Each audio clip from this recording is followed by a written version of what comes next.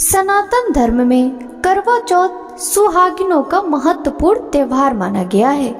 इस पर्व पर महिलाएं हाथों में मेहंदी रचाकर, चूड़ी पहनकर व 16 श्रृंगार कर अपने पति की पूजा कर व्रत का पारायण करती हैं। सुहागिन या पतिव्रता स्त्रियों के लिए करवा चौथ बहुत ही महत्वपूर्ण व्रत है। यह व्रत कार्तिक मास कृष्ण पक्ष की चंद्रोदय व्यापिनी चतुर्थी को किया जाता है। स्त्रियां इस व्रत को पति की दीर्घायु के लिए रखती हैं। यह व्रत अलग अलग क्षेत्रों में वहाँ की प्रचलित मान्यताओं के अनुरूप रखा जाता है, लेकिन इस मान्यता में थोड़ा बहुत अंतर होता है। सार तो सभी का एक होता है, पति की दीर्घायु। करवा चौथ की आवश्यक संपूर्ण पूजन सामग्री को एकत्र कर लें। व्रत के दिन प्रातः स्नान आदि करने के पश्चात यह संकल्प बोलकर करवा चौथ का व्रत आरंभ करें। मम सुख सौभाग्य पुत्र पौत्रादि सुस्थिर श्री प्राप्तये करक चतुर्थी व्रत महम करिष्यसे। पूरा दिन निर्जला व्रत रखें। दीवार पर गेरू से फलक बनाकर पीसे चावलों के घोल से करवा का चित्र बनाएं। इसे वर कहते हैं। चित्रित करने की कला को करवा धरना कहा जाता है। 8 पूरियों की अठावरी बनाएं, हलवा बनाएं, पक्के पकवान बनाएं, पीली मिट्टी से गौरी बनाएं और उनकी गोद में गणेश जी बिठाएं। गौरी को लकड़ी के आसन पर बिठाएं। चौक बनाकर आसन को उस पर रखें। गौरी माता को चुनरी उड़ाएं। बिंदी आदि सुहाग सामग्री गौरी माता का श्रृंगार करें। जल से भरा हुआ लोटा रखें। बायना देने के लिए मिट्टी का टूटीदार करवा लें। करवा में गेहूं और ढक्कन में शक्कर का भूरा भर दें। उसके ऊपर दक्षिणा रखें। रोली से करवा पर स्वास्तिक बनाएं। गौरी गणेश और चित्रित करवा की परंपरा अनुसार पूजा करें। पति की दीर्घायु की कामना करें। नमः शिवाय शवार्ण्यम सौभाग्यम संतति शुभाम प्रियच्छ भक्ति युक्ता नाम नारी नाम हर वल्लभे। करवा पर 13 बिंदी रखें और गेहूं या चावल के 13 दाने हाथ में लेकर करवा चौथ की कथा कहें या सुने। कथा सुनने के बाद करवा पर हाथ घुमाकर अपनी सासू जी के पैर छूकर आशीर्वाद लें और करवा उन्हें दे दें। 13 दाने गेहूं के और पानी का लोटा या टोटीदार करवा अलग रख लें। रात्रि में चंद्रमा निकलने के बाद छलनी की ओट से उसे देखें और चंद्रमा को अर्घ्य दें। इसके बाद पति से आशीर्वाद लें, उन्हें भोजन कराएं और स्वयं भी भोजन कर लें। भक्तों, आज रसपान कीजिए करवा चौथ व्रत की कथा का। साथ ही इस वीडियो के अंत में श्री गणेश जी भगवान की कथा का भी रसपान कीजिएगा, क्योंकि करवा चौथ व्रत कथा की समाप्ति के बाद श्री गणेश जी की कथा का रसपान किए बिना व्रत की संपूर्णता नहीं होती। भक्तों, अब रसपान कीजिए करवा चौथ की पौराणिक कथा का। एक गांव में एक साहूकार के 7 बेटे और एक बेटी थी। सेठानी ने 7 बहुएं और बेटी सहित कार्तिक कृष्ण पक्ष करवा चौथ का व्रत किया। साहूकार की लड़की को उसके भाई बहुत प्यार करते थे। उसको साथ लेकर खाना खाते थे। भाइयों ने बहन को खाने के लिए बोला तो बहन भाइयों से बोली, भाई आज तो मेरा करवा चौथ का व्रत है, इसलिए आज जब चांद उगेगा तब चांद को अर्घ देकर ही खाना खाऊंगी। भाइयों ने चांद उगने का इंतजार किया पर चांद नहीं दिखाई दिया। व्याकुल होकर उन्होंने एक उपाय सोचा कि ऐसे तो बहन भूखी रहेगी। इसलिए एक भाई ने दीपक लिया और एक ने चलनी ली और पहाड़ी पर चढ़कर दीपक जलाकर चलनी लगा दी। दूसरे भाइयों ने संकेत मिलते ही बहन से कहा, बहन चांद दिख गया। तब बहन ने अपनी भाभियों से कहा, भाभी चांद दिख गया, चांद देख लो। तो भाभी बोली, ये तो आपका चांद दिखा है, हमारा चांद तो रात में दिखेगा। बहन ने अपने भाइयों पर विश्वास कर चांद को अर्घ देकर खाना खाने बैठ गई। पहले ग्रास में बाल आया, दूसरा ग्रास खाने लगी तो ससुराल से बहू को लेने वाले आ गए और बोले, बेटा बहुत बीमार है, बहू को भेज दो।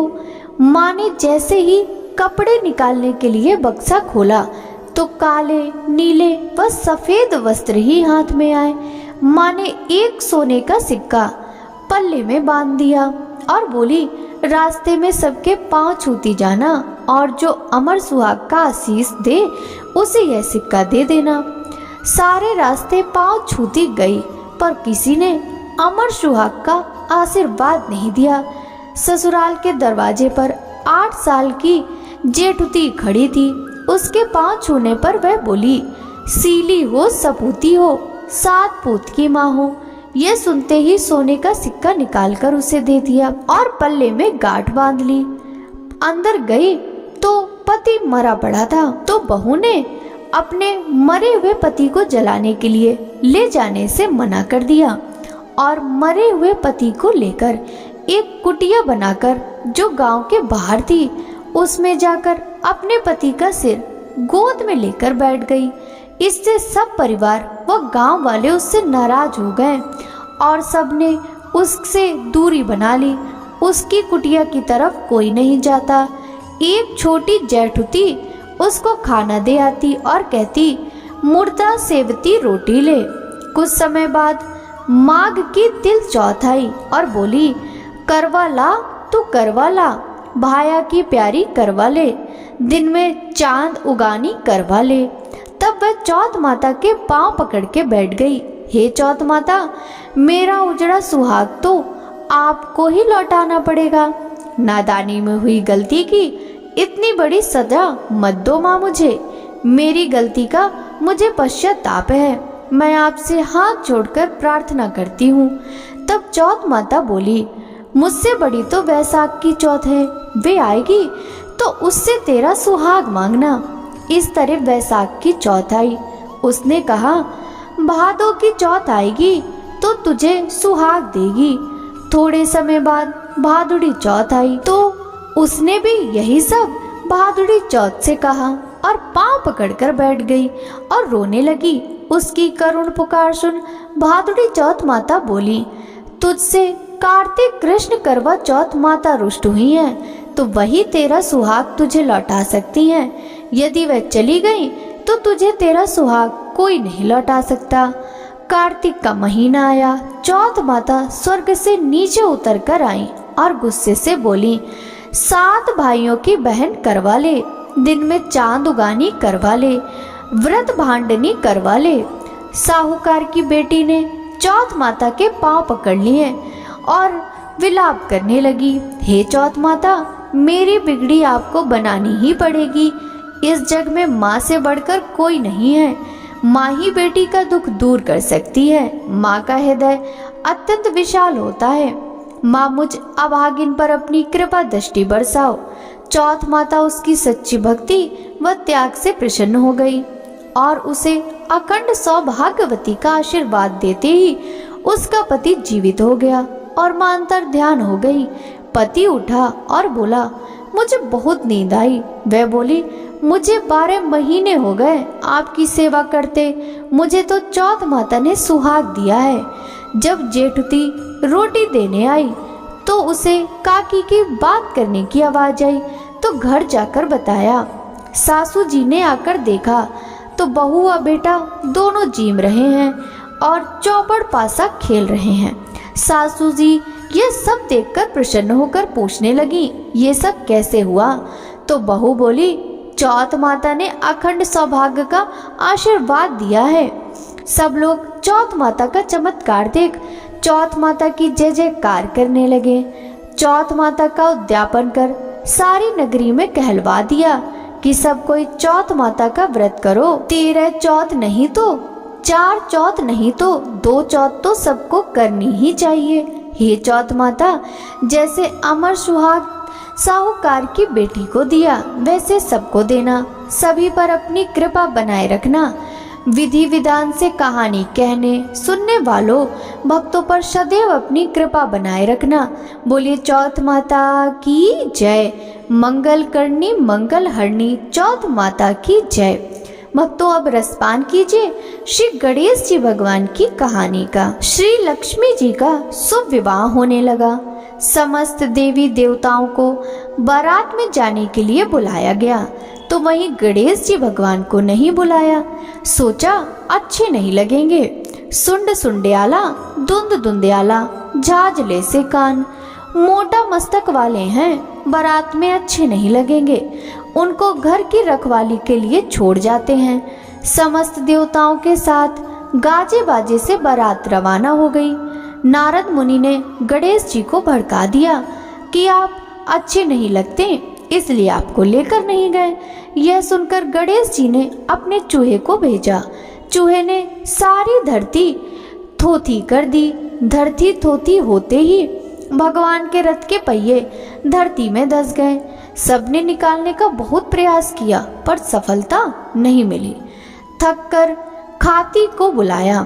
उसने आते ही रथ को निकालते हुए जय बोलो गणेश जी भगवान की, और रथ का पहिया निकल गया। तब सब देवताओं ने पूछा गणेश जी को क्यों याद किया। तब खाती बोला गणेश जी को सुमरे बिना कोई काम सिद्ध नहीं होता। सब सोचने लगे हम तो गणेश जी को ही छोड़ आए हैं। संदेश भेजा, गणेश जी को बुलवाया। सर्वप्रथम गणेश जी का रिद्धि सिद्धि से विवाह करवाया। फिर भगवान विष्णु जी का लक्ष्मी जी से विवाह करवाया। कथा कहने वाले, सुनने वाले तथा सारे परिवार पर अपनी कृपा बनाए रखना हे गणेश जी भगवान। जैसे भगवान के कार्य सिद्ध किए वैसे सबके करना। बोलिए गणेश जी भगवान की जय। करवा माता की आरती। ओम जय करवा मैया, माता जय करवा मैया। जो व्रत करे तुम्हारा पार करो नैया। ओम जय करवा मैया। सब जग की हो माता, तुम हो रुद्राणी। यस तुम्हारा गावत सब जग के प्राणी। ओम जय करवा मैया, माता जय करवा मैया। कार्तिक कृष्ण चतुर्थी जो नारी व्रत करती, दीर्घायु पति होवे दुख सारे हरती। ओम जय करवा मैया, माता जय करवा मैया। होए सुहागिन नारी सुख संपत्ति पावे। गणपति जी बड़े दयालु विघ्न सभी नासे। ओम जय करवा मैया, माता जय करवा मैया। करवा मैया की आरती व्रत करे जो गावे। व्रत हो जाता पूरन सुख संपत्ति पावे। ओम जय करवा मैया, माता जय करवा मैया। जो व्रत करे तुम्हारा पार करो नैया। ओम जय करवा मैया, माता जय करवा मैया। बोलिए करवा मैया की जय।